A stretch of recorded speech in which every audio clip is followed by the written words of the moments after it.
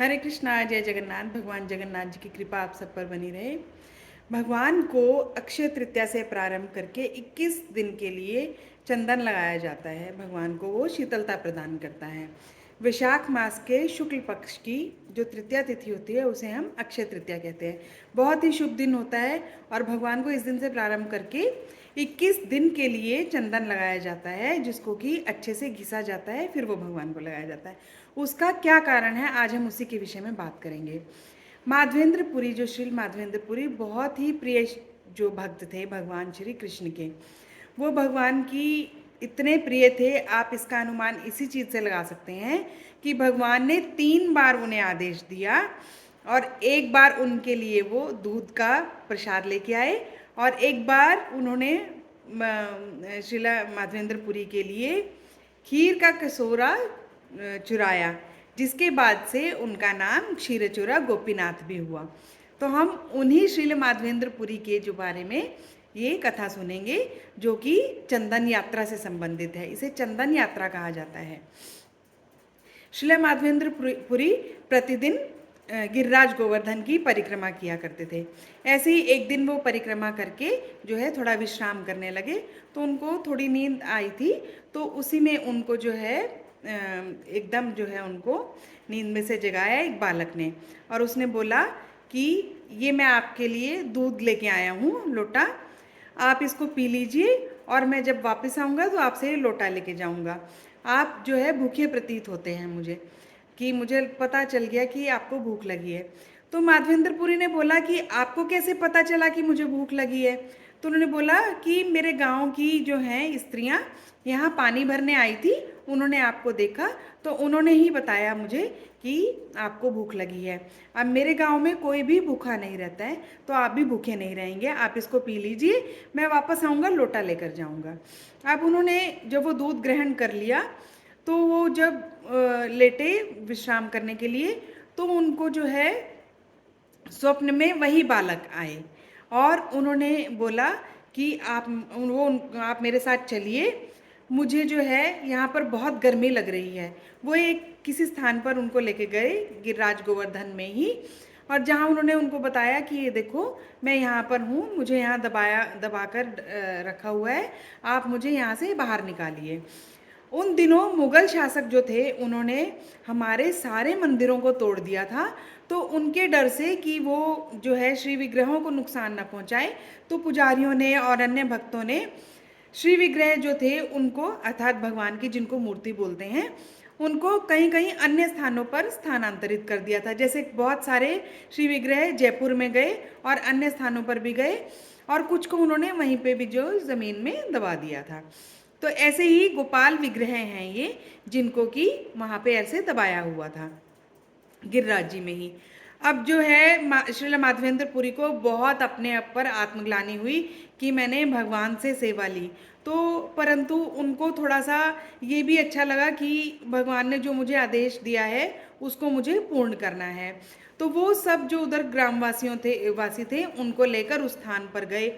अब उन्होंने जब जो है आसपास वहाँ से खुदाई की, तो उन्होंने सचमुच देखा कि वहाँ पर भगवान श्री गोपाल के विग्रह हैं।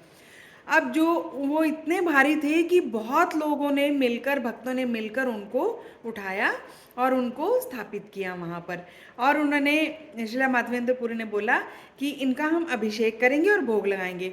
तभी सब ग्रामवासियों ने मिलकर जो है उनका बहुत सारा जल लेके आए वो, और उनका अभिषेक किया, और उनको सब अपने अपने घरों से बहुत सारे व्यंजन भगवान के लिए लेके आए और उन्होंने भोग लगाया भगवान को, और उनका मंदिर बनवा दिया वहाँ पर।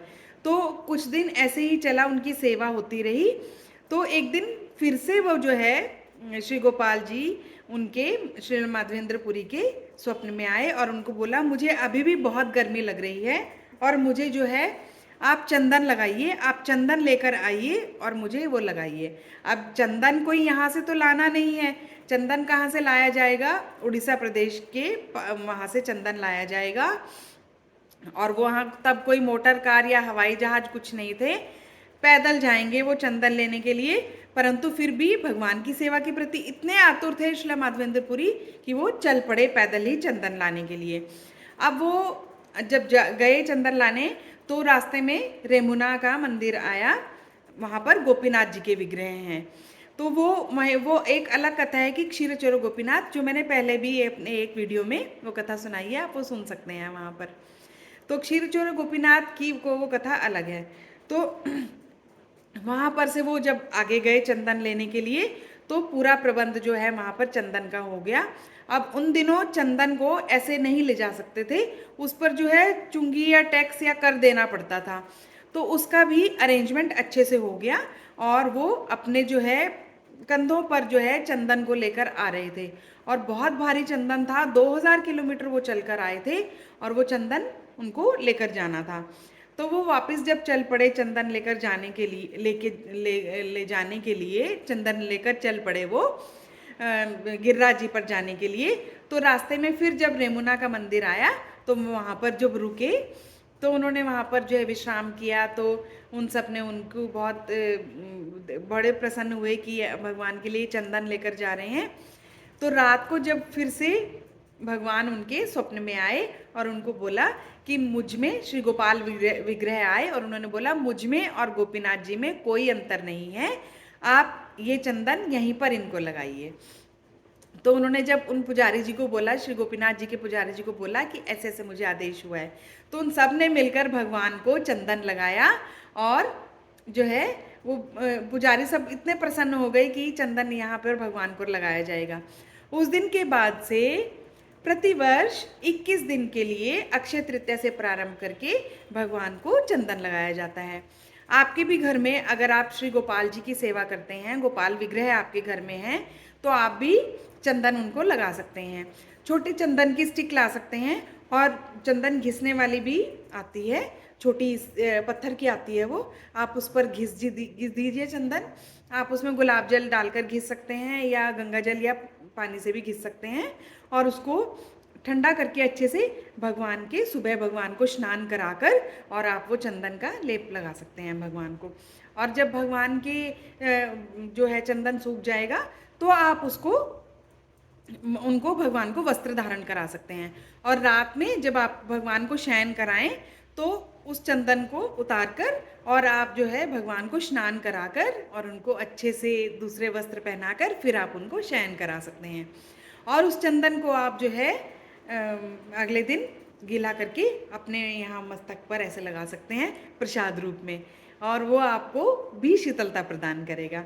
तो ये है चंदन यात्रा की बहुत ही अद्भुत कथा, जो कि श्रीला माधवेंद्र पुरी जी से संबंधित है, जो कि भगवान के बहुत ही शुद्ध भक्त थे। तो आशा है आपको बहुत अच्छी लगी होगी वीडियो, क्योंकि भगवान की लीलाएं हैं ही अति सुंदर। तो आपको अच्छी लगी वीडियो तो इसको चैनल को सब्सक्राइब कर देना और वीडियो को शेयर और लाइक कर देना। और वही रिक्वेस्ट मेरी कि बच्चों को ये कथाएं भगवान की अवश्य सुनाएं।